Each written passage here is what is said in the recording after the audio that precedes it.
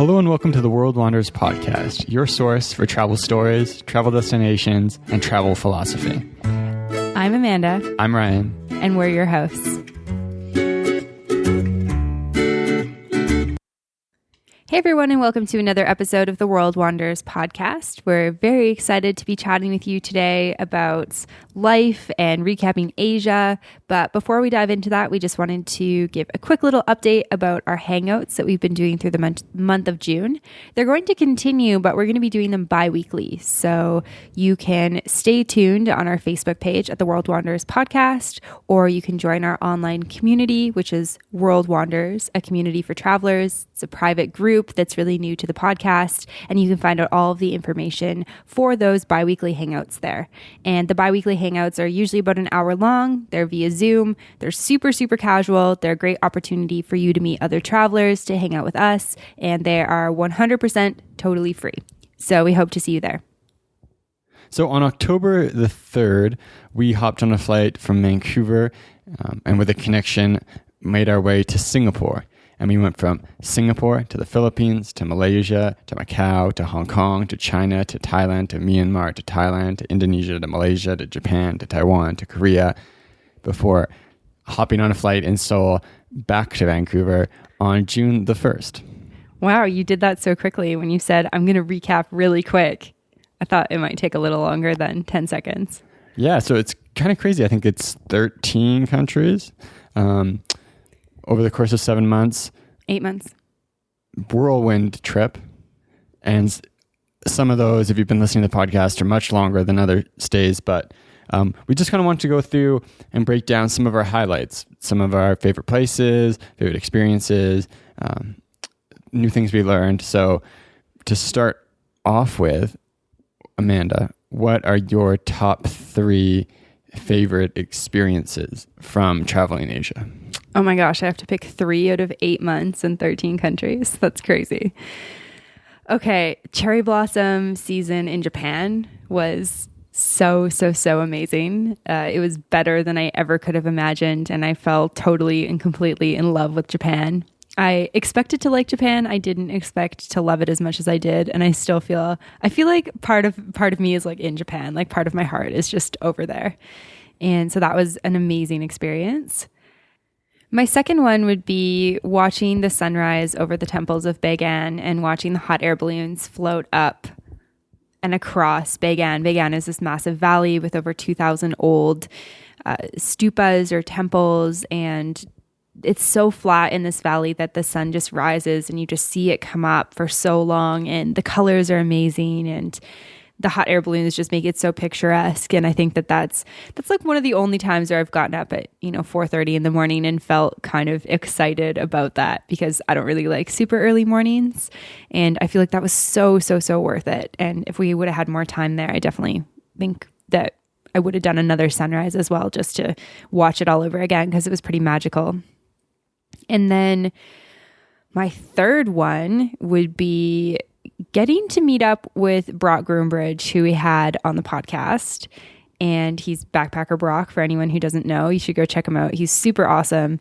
Getting to meet him in real life. We'd met him at a conference briefly, but getting to hang out with him, I think that it was just really fun to stay with him. It reminded me, other people travel differently than we do, and encouraged me to try street food. And yeah, he was just a really fun person to be with, especially at the time in our trip.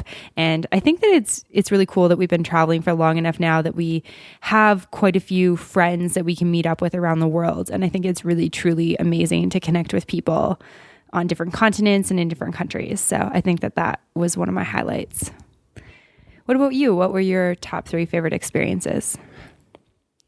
So it's interesting thinking back as memories versus like at the time, because looking back, visiting the temples in Bagan and watching sunrise there, as well as sunset, were both fantastic experiences and fantastic memories. And like one of the first things that jumps to mind when I think back to top experiences. So I'd probably put that on the list. You already said it though, so maybe I'll look for something new. I would say eating amazing sushi in Japan. Oh, good one. Which is gorged on sushi. and didn't really get tired of it over the course of 3 weeks. So that would be on the list. Wasn't it one of the first things that we ate when we got to Taiwan? Like, oh, sushi, let's go Japanese food. Yeah.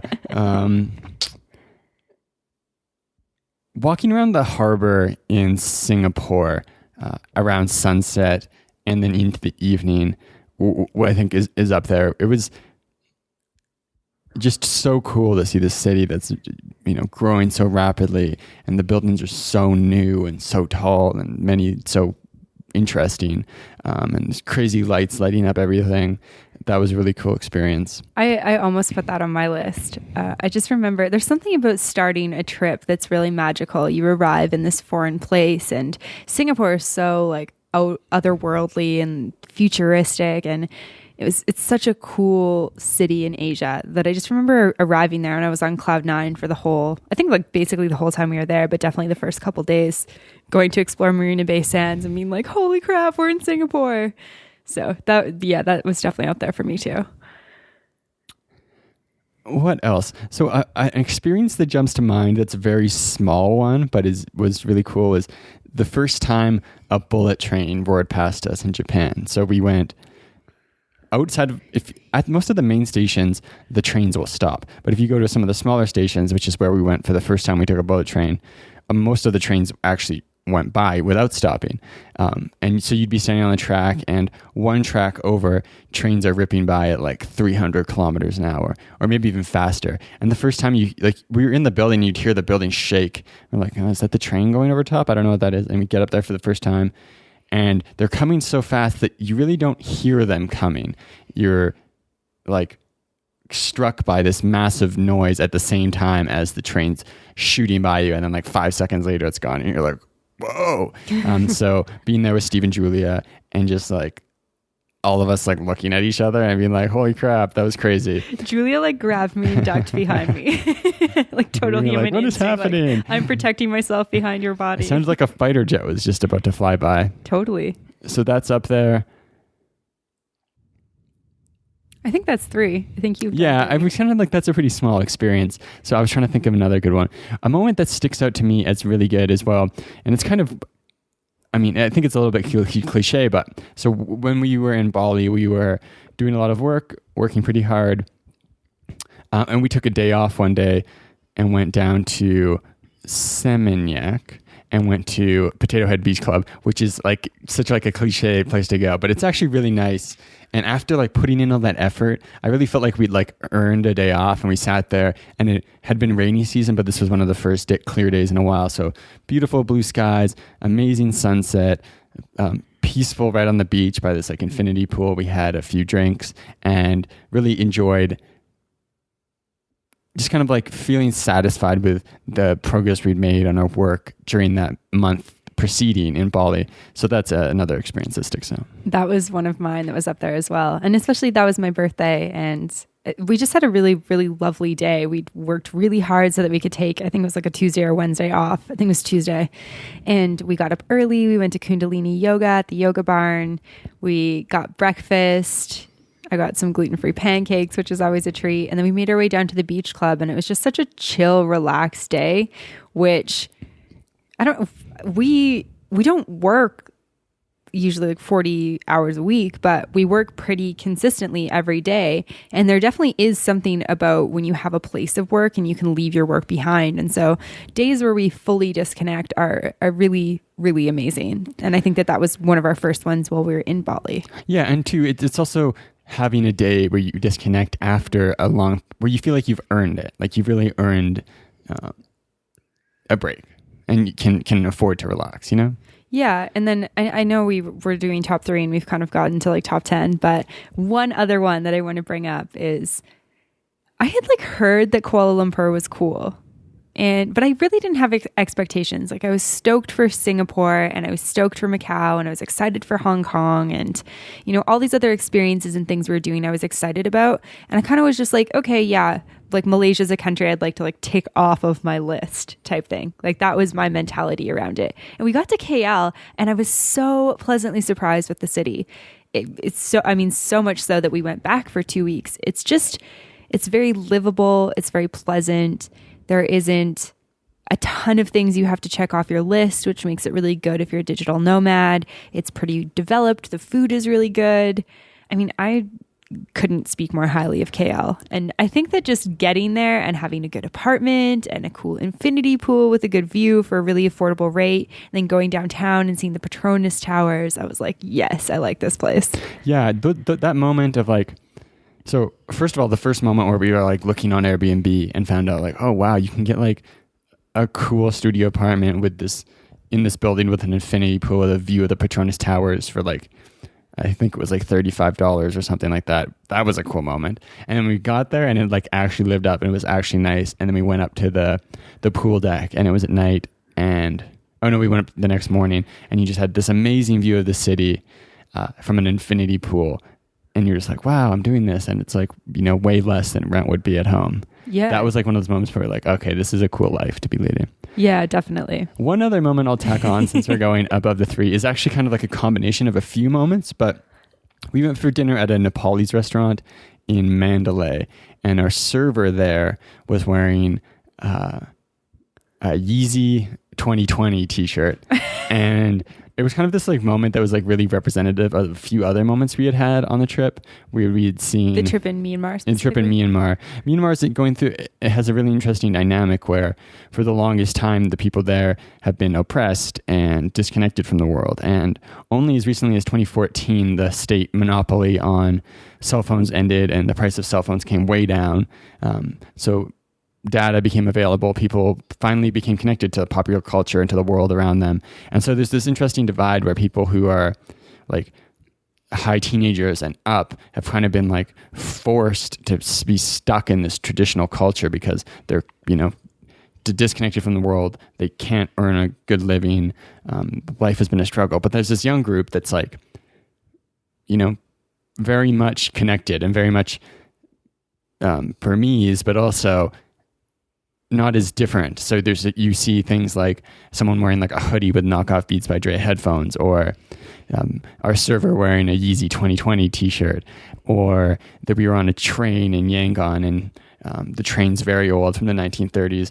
Everyone on there has just like filled up with goods from the market. Very traditional scene. There's 3 girls with traditional face paint in traditional dresses, and they're all on their phones watching YouTube. As they're on this like atrociously slow train taking their vegetables back to, you know, their little market in their part of Yangon. Yeah, those moments were really cool for me to see like, okay, there's like people here who are like after so long finally able to connect and like become kind of like, you know, citizens of the world. Yeah, definitely. Amazing. Well, it sounds like we've got lots of top highlights. I feel like I could keep going, but if anyone's been following along, then you've probably heard about most of these places already. Maybe my last thing would be the DMZ in South Korea. I think that's one of the coolest, most interesting travel experiences I've ever had. It's such a unique place in the world and it's very intense. And you'll hear all about that in our South Korea episode, of course, and with our blog posts and stuff. But just to kind of reiterate it, it's a very interesting experience that I would recommend people to have while they're in South Korea, walking into those blue houses and just being like, wow, that's North Korea, like right there. Like that is North Korea. When you hear so much on the media is a really kind of surreal experience. Absolutely. So if you were to say 3 favorite cities or towns, villages from Asia this trip. Oh, okay. Ubud for sure. Ubud in Bali, where we spent 2 months of our trip, the longest place that we've ever spent on any of our travels. And I would say that because I'd been to Ubud before and I really liked it the first time that I went as well, which was part of the reason why I thought it would be good for us. But Ubud is small enough that you can walk most places. If you rent a scooter, you can get to kind of all of the surrounding villas and places to rent if you want to stay outside of the city center. There are like 100 amazing restaurants to choose from. And that's just kind of more of the tourist geared ones, like the organic, gluten-free, vegetarian, vegan friendly type places. There's also all of the local warangs as well if you're looking for more local food. Yoga Barn is one of my favorite yoga studios in the world, and we were able to practice there. It was within 5 minutes walking of the co-working space we were working at, which Ubud. Ubud. Yeah, the co-working space was amazing. And I just feel like it was partly the town, but then it was also just, I think, the time we spent there and the way we set up our life there that made it really, really amazing. And I was really genuinely sad to leave when we had to go because our visa expired. I think that if we could have stayed longer, I think that we probably would have, because life was just really good there. Yeah, and it's one of those places where, first of all, you're just really happy that it exists in the world, that there's this place with amazing quality of life. It's really affordable. But also some people will go and say like, oh, it's super touristy. But it really depends on the context you're in. And so for us, we had been in Myanmar for a while and we'd both gotten sick. And we'd been traveling for quite a while, so we're really looking forward to settle down. And this was just like an amazing place to settle down and to be healthy and to do yoga and to eat well. And it just was like exactly what we needed at the time. Yeah, 100%. And yeah, just an amazing place. Okay, so definitely recommend it. Second, Tokyo. I mean, I could just go on for ages about how much I love Japan. I feel like being home, that's what people have asked me about the most. Like, Japan, tell me about Japan. Tokyo has a population about the size of the entire country of Canada, and you don't really realize that it's that big. It's orderly, it's calm, it's got everything you need. I felt like it was really easy to navigate as a foreigner, even though I speak like 3 words of Japanese. We were able to get all types of food, like the most amazing sushi I've ever eaten. Just all the different neighborhoods, they have their own different vibe and their own different thing that they're known for. And I feel like I could just spend months and months there just exploring the different neighborhoods and checking out cool restaurants and coffee shops and fun parks and shops. And yeah, I could continue going on, but I think Tokyo was somewhere that I thought, okay, I'm going to Tokyo for 5 days. I'm going to just embrace the craziness, and then I'm going to leave and experience the rest of Japan. And I mean, if you've listened to our Japan episode, then you know that we actually came back to Tokyo for 3 more nights because we felt like we didn't have enough time. And I certainly know that I want to go back there again in the future as well. So that's number 2. I think number 3 would be Chiang Mai. Chiang Mai in Thailand, where we spent a month.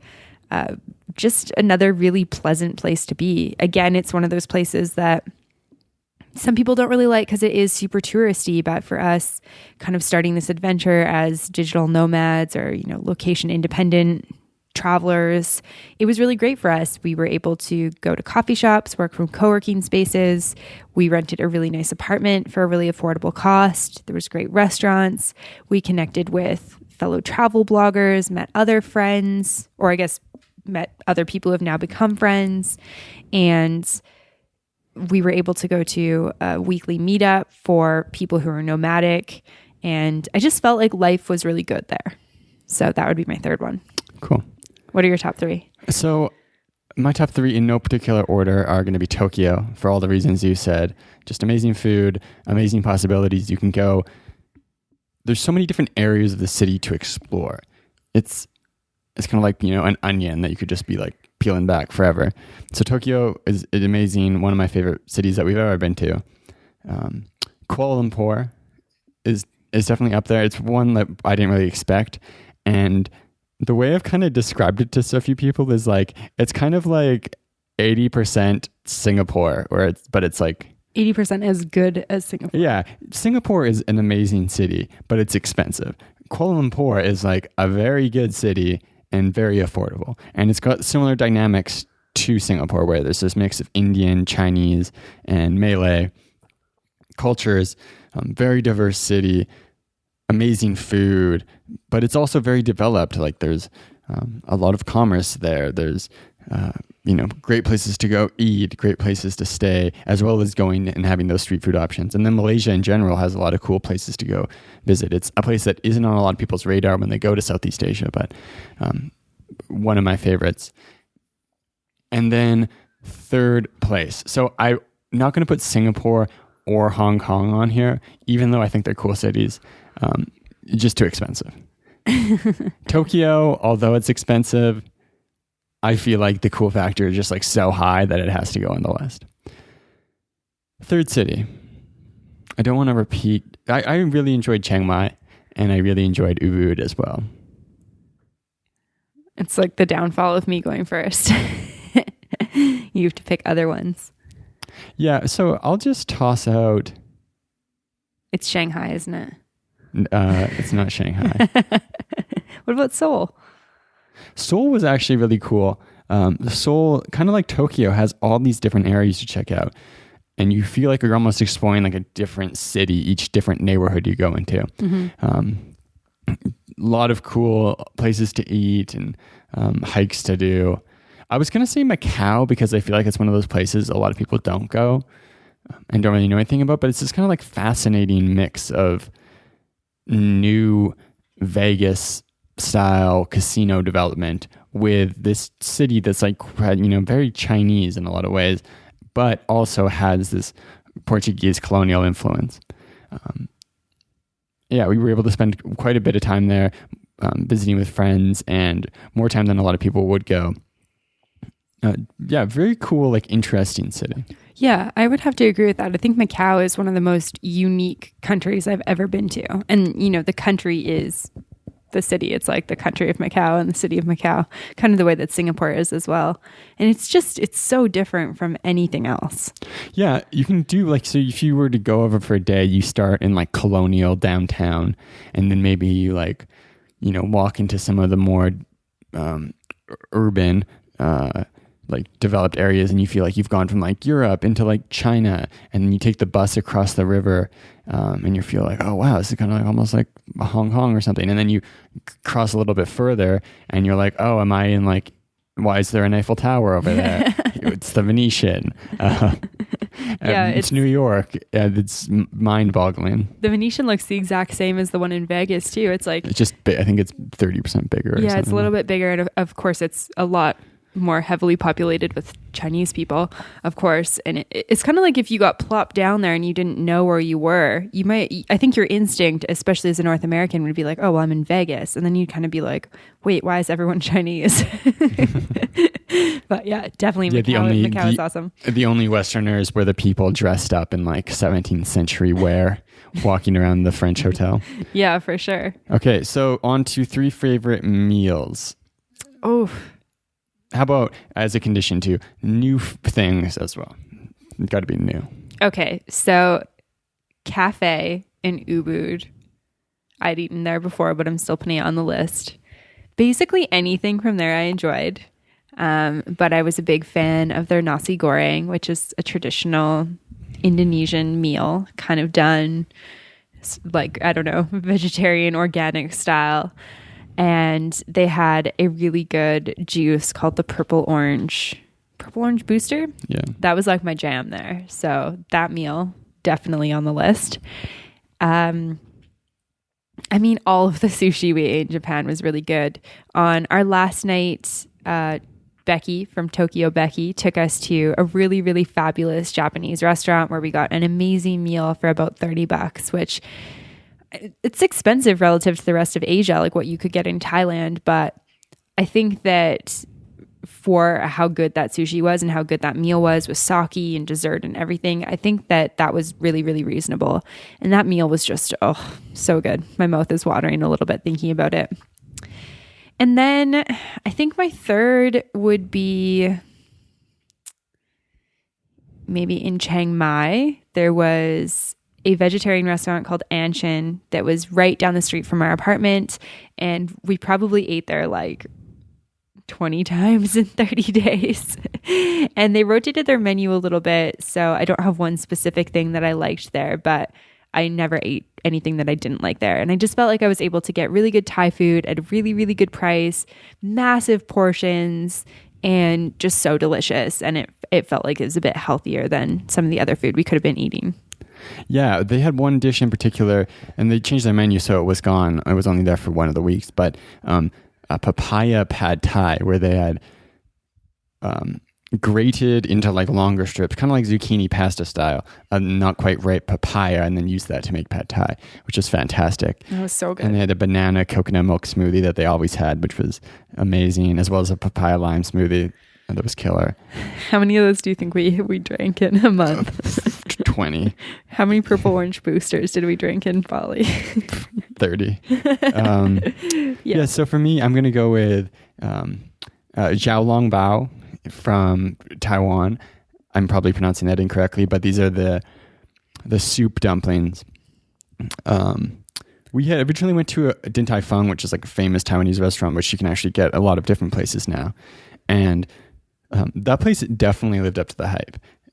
I had amazing dumplings and amazing pork buns and just like feasted. And it is a little bit expensive, but still really good. But then so we went and found a different dumpling place near where we were staying in Taipei after that had xiaolongbao as well, that were, I think, 20% of the price of the Din Tai Fung ones. Yeah, didn't you get like 6 dumplings for like $1? It was like $2, yeah. And they were amazing. So that's one of them. And scallion pancakes from Taiwan also make the list. That pad thai papaya dish from Anchan was fantastic.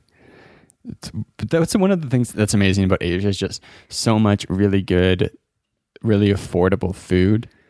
It's hard to pick just one because like we had so much good Indian food along the way, especially in Malaysia. Mm-hmm. They have kind of this like, it's almost like an Indian crepe where they make, I'm forgetting the name of it, but isn't it roti? It's like an egg roti. Roti, yes. I mean, where you can get like eggs and scallions, or even there's some sweet ones, kind of a roti for breakfast. Yeah, I mean, Thai curries are amazing. I'm trying to think of one new thing that... Oh, I have one. They're in Myanmar. They have a traditional like tea salad, which sounds really gross, and it's actually really delicious. It has peanuts and tea leaves and some really good sauce, some vegetables. And I don't know, I just kind of had it in my mind that Burmese food wasn't going to be very good, and everything that I ate there tasted good.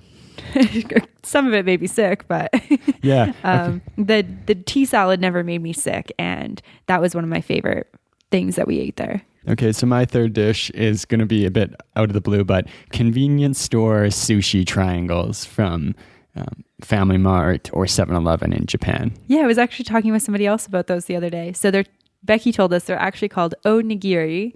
We call them sushi triangles, though. Yeah, little... there's nori around the outside. It looks like a triangle full of rice. In the middle, salmon, tuna. If you're in Korea, you can get the kimbap versions, which tend to have meat. So I had a pulled pork one. You can get veggie ones as well, though. I had a pickled beet. I had kimchi. Okay, yeah. Yeah, the rice is actually really, really good. Fantastic. And it costs like $1. Yeah, if you're in Japan and you need to eat on a budget, definitely sushi triangles, the way to go. Yeah, they're like $1, and I think that like one is kind of enough if I just need something in my belly. 2 would fully fill me up for sure if I was really hungry. So I would definitely recommend those. Did you cover your 3 meals then? I think you. Yeah, I that. Probably said like 8 of them. But my 3 like unexpected new favorites were jiaolongbao from Taiwan, scallion pancakes from Taiwan, and convenience store sushi triangles from Japan. Okay, maybe all 3 things where I was like, I had no idea, but then I tried them and I was like, holy crap, I need to eat more of this stuff. I think I went a little bit more conventional. Yeah. What's one thing you've learned you liked from that trip? The tea salad for sure. From Myanmar. Yeah. Yeah. Cool. All right. So that is the Asia recap portion of the show. Do you have any more notes on Asia?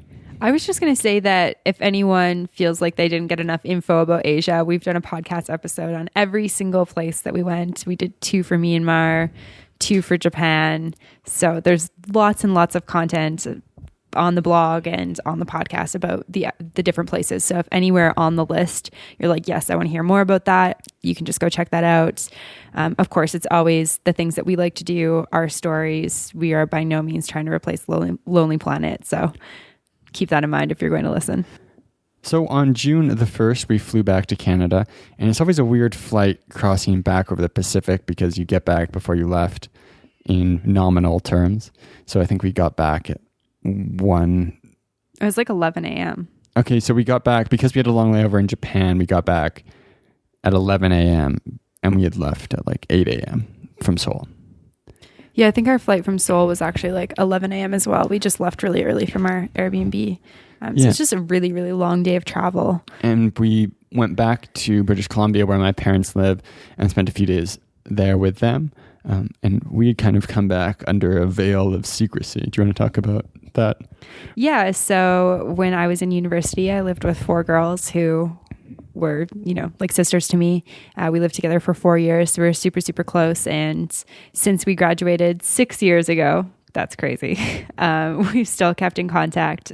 We live in different places around Canada, and then I'm consistently outside of Canada as well. So we only get to see each other probably about once a year. And one of their girls is getting married in September, and her bachelorette party was in June. So I committed to going to that back in, I think, February or March, but I just never messaged her about it because we planned the entire time to have me surprise her. And so as I arrived to the Seoul airport in South Korea, I actually sent her a message and said, I'm really sorry. I can't come to your bachelorette party next weekend. I was trying to make it work, but it's just too far, blah, blah, blah. This whole story about how I couldn't come. And then I said, but I've got a surprise waiting for you. So I hope you really like it. And then we got home on June 1st and I stayed incognito for a week, which was a big thing to do. We run a public podcast that she follows along with, and we like to keep you guys really updated on where we are at all times. But in order for this secret to happen, we pretended we were in Asia for an extra week. So basically nobody knew we were home outside of both of our parents, a couple people in our families, and then the friends that I was coordinating with. And so I successfully showed up at the airport with her, having no idea that I was home and that I'd been home for a week. So that was super fun. And I had the worst jet lag I've ever had in my whole life. I don't know if it was just because we were in Asia for so long, or because I'm old now, or because our flight wasn't very good for sleeping. But it took a really long time to get over jet lag. And it was actually really, really nice to be incognito while dealing with jet lag. I think it took a lot of pressure off of people being like, hey, let's hang out. And I'm like, it's 3 p.m. and I'm falling asleep. So did you feel like that was good for you? I know that you were, I feel like it didn't really make any difference for me. No, that's fair. I was just curious if it did make a difference for you. Yeah. And so we moved from there in the Okanagan out to Canmore, Alberta, which has kind of been our on and off again home, into a new place that we're going to be in off and on throughout the summer, because we've got some other travel coming up. But yeah, being back in Canmore has been really nice, and we're staying a little bit out of town, but the weather's been beautiful. We're back in the mountains, which is nice, and having lots of space to live in again, like cooking for ourselves. It's kind of reminded of how enjoyable that can be, and really enjoying having space to lay our things for a while. Yeah, definitely. It's kind of interesting how we've lived out of these small backpacks for 8 months, which was, totally comfortable. I don't have any issues living out of a backpack. And I actually find that I want to downsize because my backpack gets really heavy and I don't want to carry it around.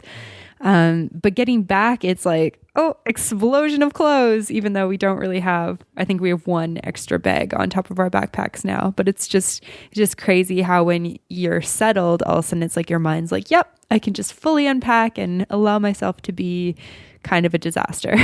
So that's kind of been our room in our new place for the last couple of weeks.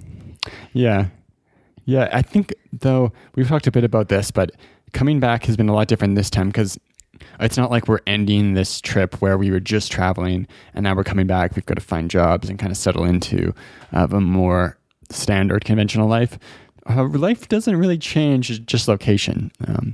Continuing to do all the same things, but doing it from here. And the transition has been really enjoyable. I don't think I've thoroughly enjoyed being settled as much as I have being back here, and just getting into a routine and kind of putting some structure back in my life. It's just felt really good. Yeah, definitely. I would totally agree with that. I think that in our last 2 trips, we've talked a little bit about if you've listened to those past episodes, how we weren't really ready to come home. And this time around, I was like, yeah, I'm ready. That was the biggest question that we got coming back is, how does it feel to be home? Are you happy to be home from Asia? And of course, there's things I miss from Asia and being on the road. And there's a lot of things that are really great about living and being in Asia. one is cost. Canada is very, very expensive. I go to the grocery store, buy a couple of things, and it's easily $25. But there's perks to being here as well. It's very comfortable. The place we live is very quiet. I find that I'm sleeping really well here, and we've really had the opportunity to create a little bit of structure, which I think we were craving after 8 months. But I've spent some time thinking about what made coming home from this trip different, and I think that people asking me questions kind of made me realize what it was. And people would be like, oh, how was your trip? How are you feeling to be back? What's next? Or what are you doing now? And I'm like, well, I'm doing the exact same stuff I was doing in Asia. Like nothing really changes about my schedule other than the things I did in the morning there, I now do in the evenings here.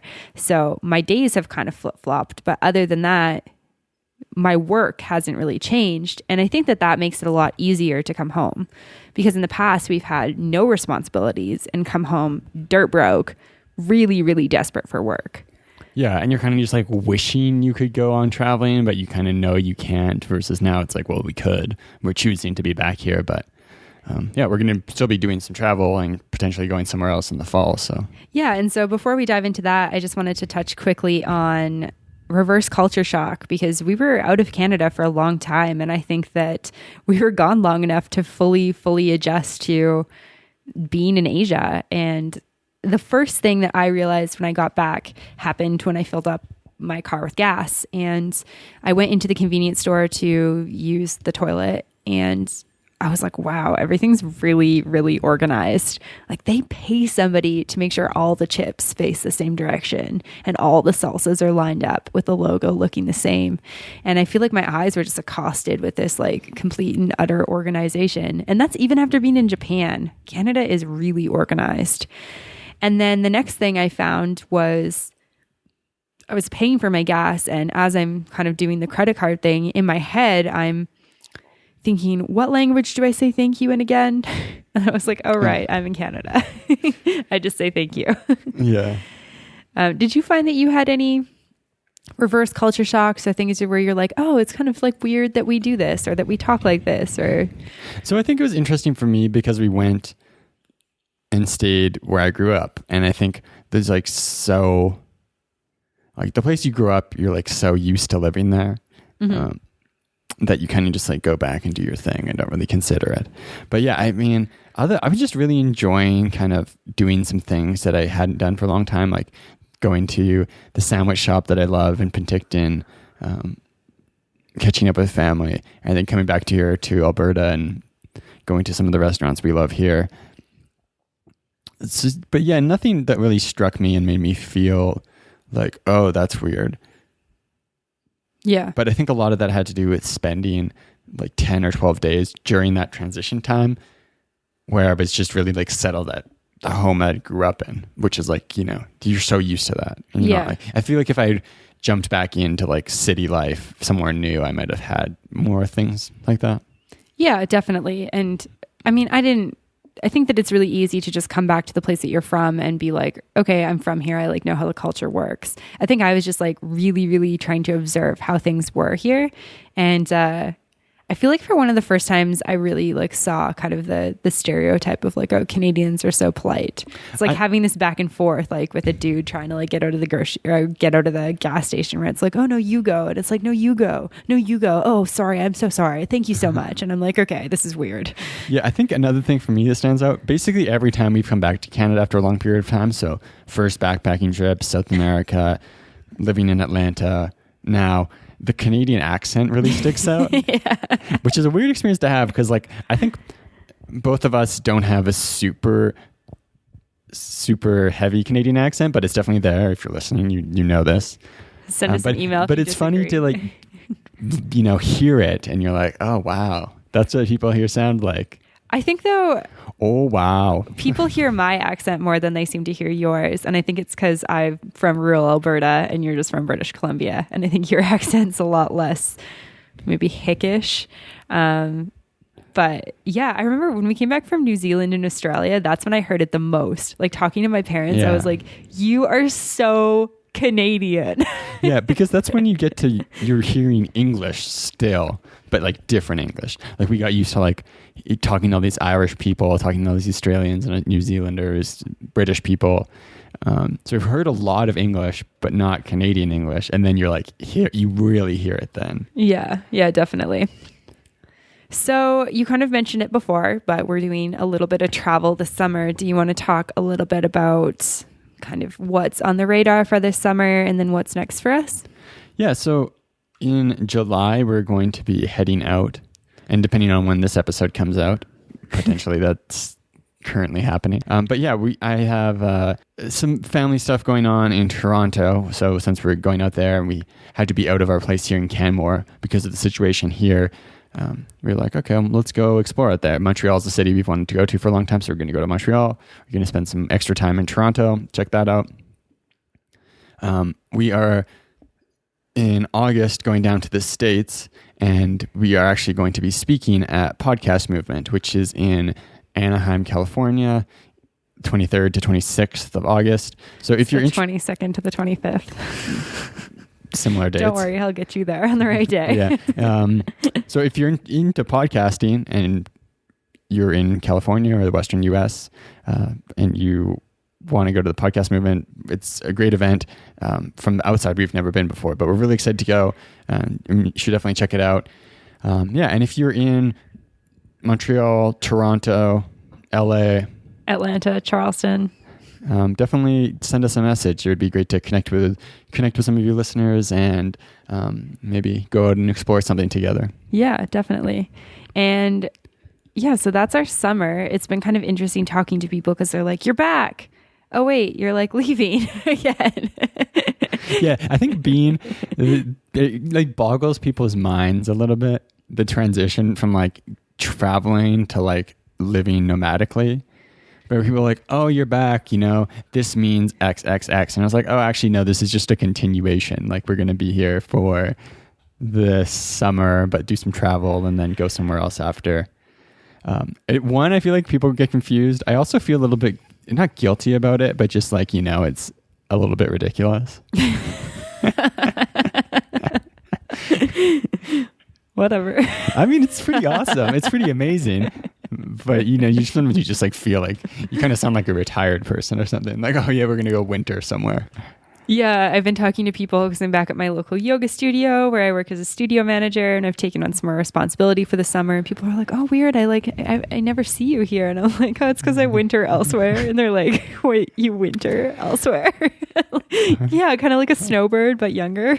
And it's been funny. So in Asia, we had this experience of watching on Instagram as snow fell in Banff for the first time. And this area in the mountains is beautiful in the summer. The glacial lakes, the mountains, the evergreen forests, all amazing. But I feel like the winter kind of suits it better. It's like, I think, beautiful and quiet and pristine in the winter with a lot of white snow everywhere. And you watch on Instagram and you're like, wow, that looks good. I kind of like miss that in a way. And you forget how awful being cold is. How awful negative 20 Celsius is.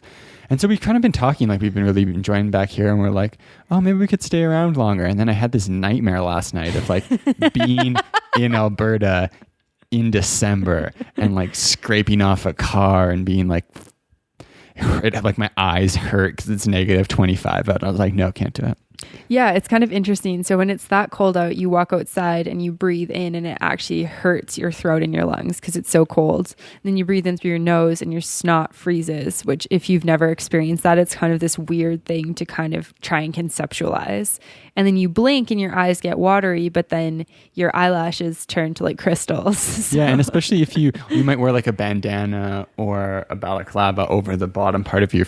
Sorry, I just covered my mouth like a balaclava, which doesn't work if you've got a microphone. Might wear a bandana or balaclava, but then all the warm air you're breathing goes up and causes your eyelashes to start to freeze together. Yeah, it's not nice. And so something that's really great about being in this part of the world at this time of year, so June, July, August, is that we have really, really long days. So the sun is definitely up by 5 a.m. and the sun doesn't really set until 10:30 or 11 at night. So we get that, the sun is still kind of peeking over the horizon kind of at even 11:30. You just see it a little bit. It's dark, but you see the sun a little bit, which can be kind of a really cool experience. But then, you pay for it in the winter.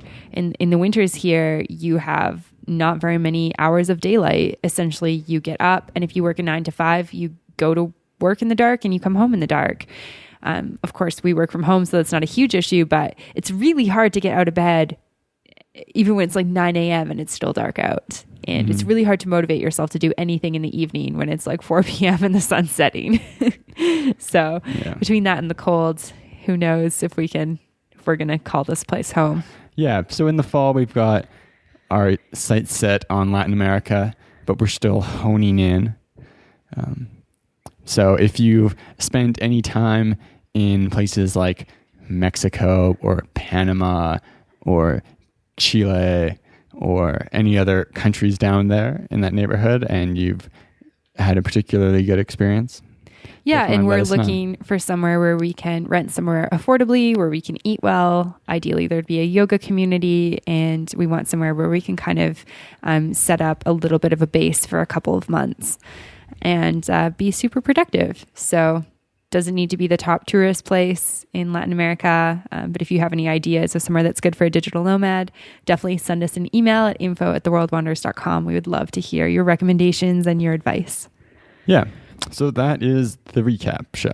Yeah. Hopefully you guys enjoyed that. We're looking forward to continuing to produce episodes from different places we're going. You can expect some fun guest interviews as well as some philosophical episodes over the next couple of weeks.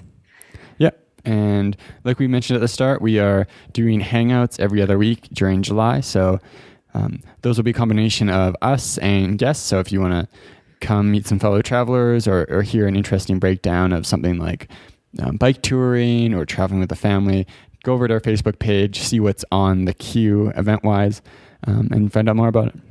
Thanks for listening. Ciao. To find more information, relevant links, and photos talked about in this week's episode, check out theworldwanders.com. If you have a question, comment, or feedback, send us an email at info@theworldwanders.com. Join our community on Facebook at The World Wanders or on Twitter at WorldWanders1. As always, thanks so much for listening. Have a great day. Bye.